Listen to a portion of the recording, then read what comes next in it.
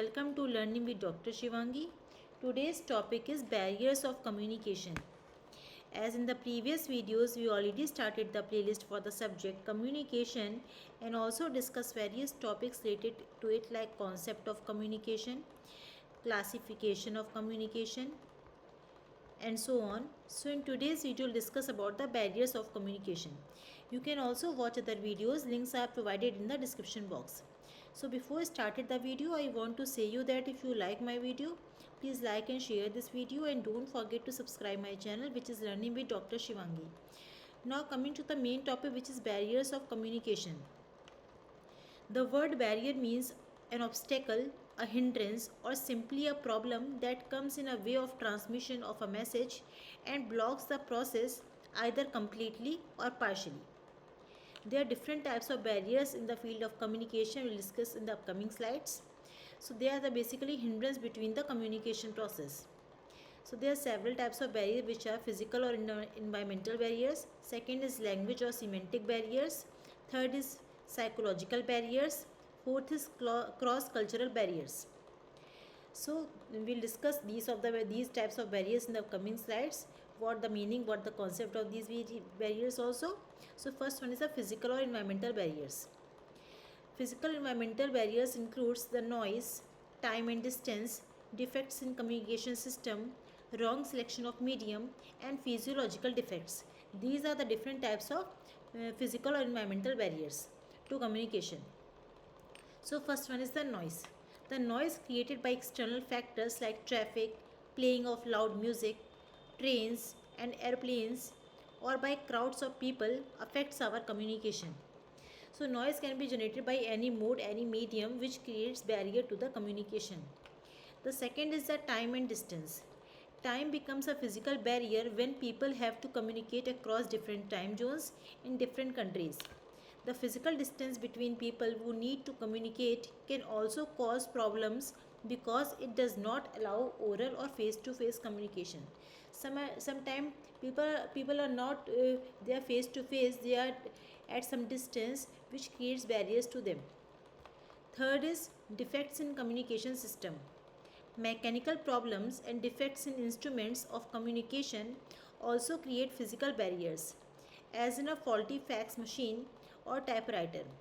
Similarly, a computer that hangs or a dead telephone line can lead to non-transmission of messages, that is, no range in mobile, technical problem in mic or speakers. There are some defect in machines which also creates the barriers in the communication like computer system, mobile phones, telephones with no networks also. The next is the wrong selection of medium. Sometimes sender selects the medium which is not familiar to the receiver and he can't get the message sent by the sender. So sometimes wrong selection of medium also generates the barrier to the communication. The last is the physiological defects. Physiological defects like stammering, hearing defects, mumbling while speaking, etc. also create the physiological defects while communicating to each other. So this is all about the physiological barriers, physical barriers, environmental barriers. The second is the language or semantic barriers. Language is the main medium of communication and words are its tools. Language proves to be barrier at different levels such as semantic, which means meaning, syntactic, which is grammar, phonological, which is pronunciation, intonation, pitch, etc. and finally linguistic across languages. Thus languages barrier can arise in different ways also. So languages sometimes also create the barrier on the basis of grammar, on the basis of meaning, on the basis of pronunciation, pitch, etc. There are several types of language or semantic barriers which are jargon or unfamiliar terminology, difference in languages, extensional and intentional words, context of word, and the last is different meaning but same pronunciation word. So these are the methods of arising language barriers. So first one is jargon or unfamiliar terminology. There are some special terms or technical words used in people belonging to a certain group or field of work such as doctors, lawyers, computer software engineers or college students.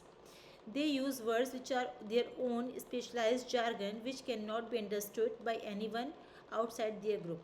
Sometimes there are some professional words are used by some person which is not familiar to other person of groups. So they are known as jargon or unfamiliar terminology, which also creates the barrier to the communication. The second is the difference in language. Unfamiliar language becomes a barrier when people do not know each other's language. This barrier can be overcome by using a common medium of communication, as in a classroom. Translation is also an important way of overcoming this barrier. So difference in barriers languages is also create the barrier between the people. The next one is the extensional and intentional word.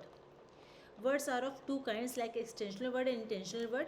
Extensional words are clear in their meaning and therefore do not create barriers, such as words like boy, chair, garden, etc. But there are intentional words also, which are the words that describe and they can be understood differently by different people according to the meaning that person gives to the word. Thus, good, bad, beautiful are intentional words. And a simple sentence like she is a good girl can create confusion because the meaning of word good is unclear here. So extensional word doesn't create the barrier to the communication, but intentional words also create the barriers to the communication. The next is the context of word. Sometimes the same word is used in different contexts, giving rise to totally different meanings.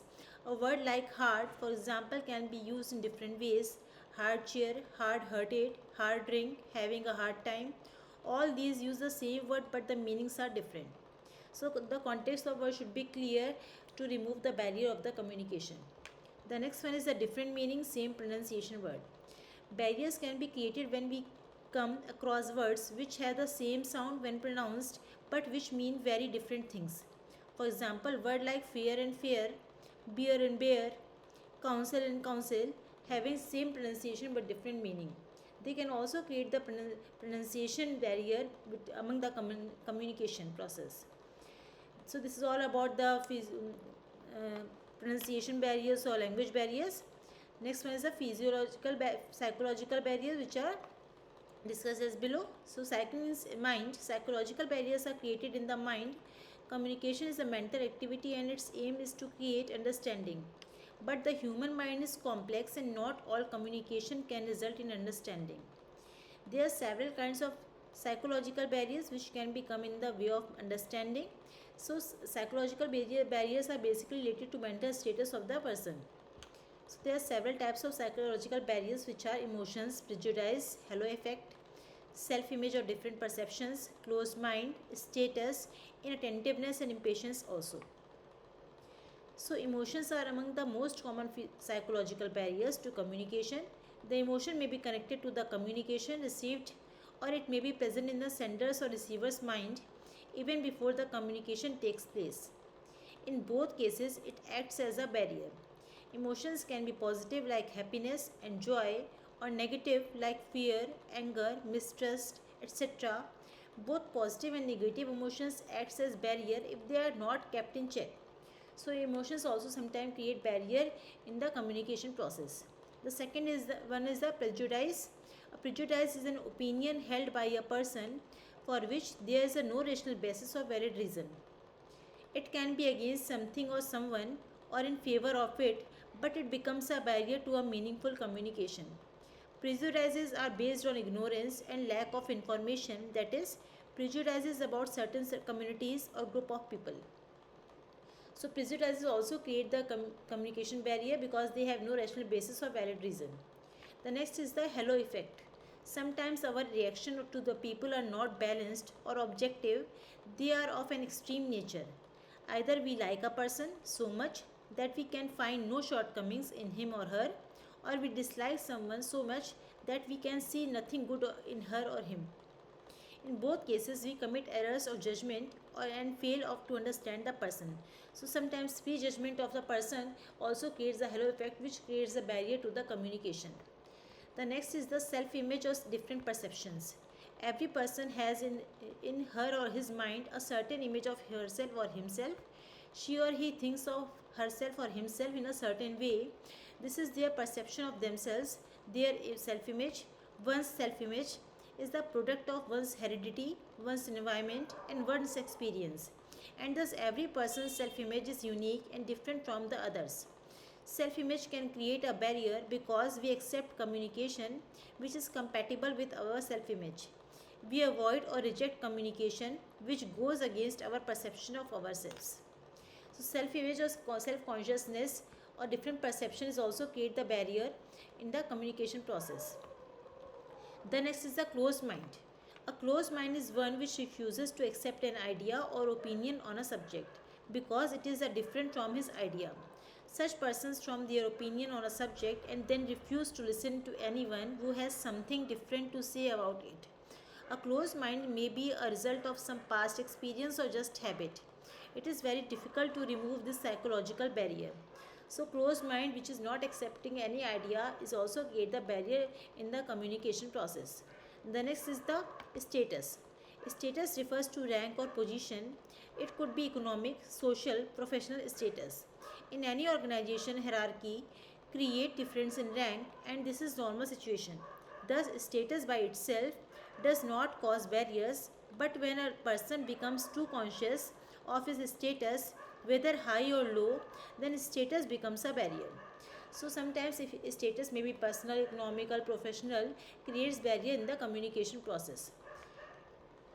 For instance, in a business organization, a senior executive which is unduly conscious of his seniority will not communicate properly with his juniors and will refrain from giving them the required information.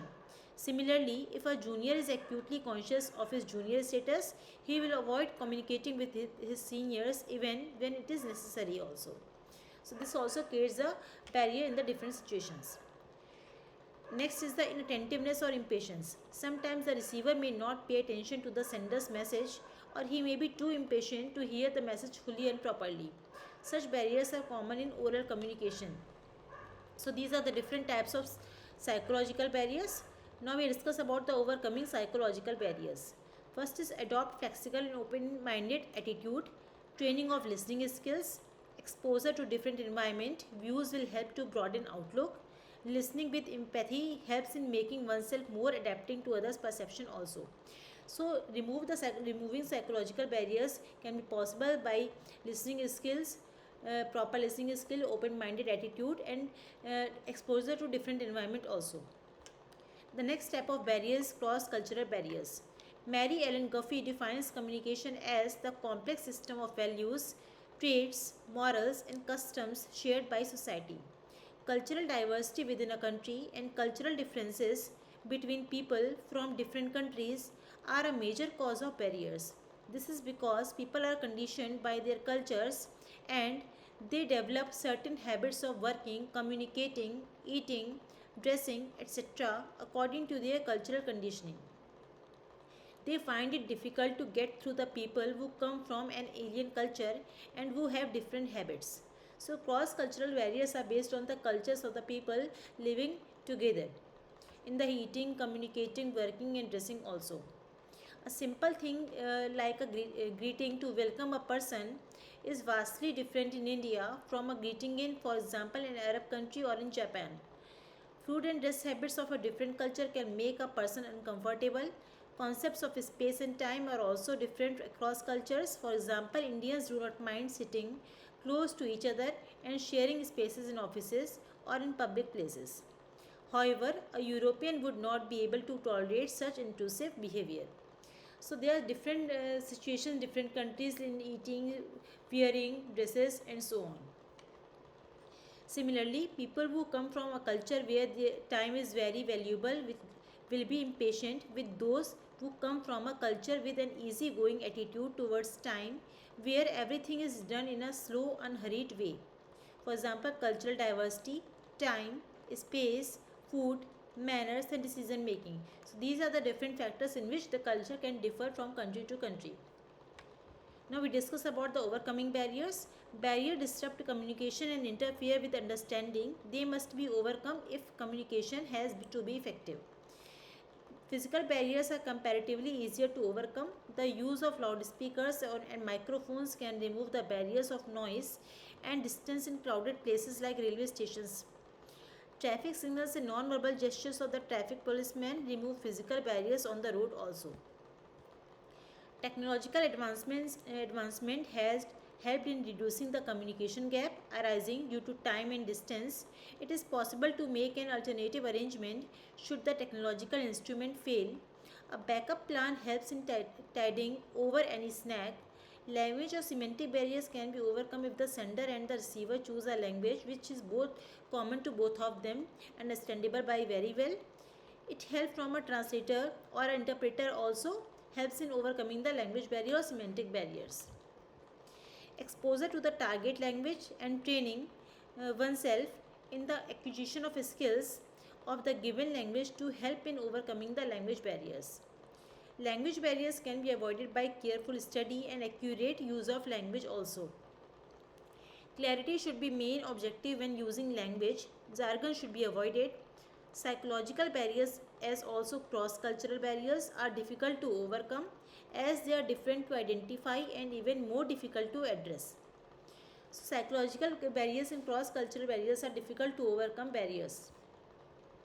Even these can be avoided or reduced by adopting a flexible and open-minded attitude. The ultimate aim is to build bridges of understanding between people. That is main aim of communication.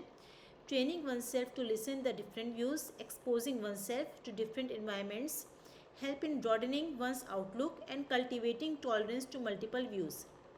Teaching oneself to listen with empathy helps in making oneself more open to other perceptions. So sometimes environmental differences, broadening outlook can remove the communication barriers. While dealing the psychological or cross-cultural barriers, the center should make it a point to use language that is politically neutral and correct, present views in simple and objective manner, and focus on the objective of communication.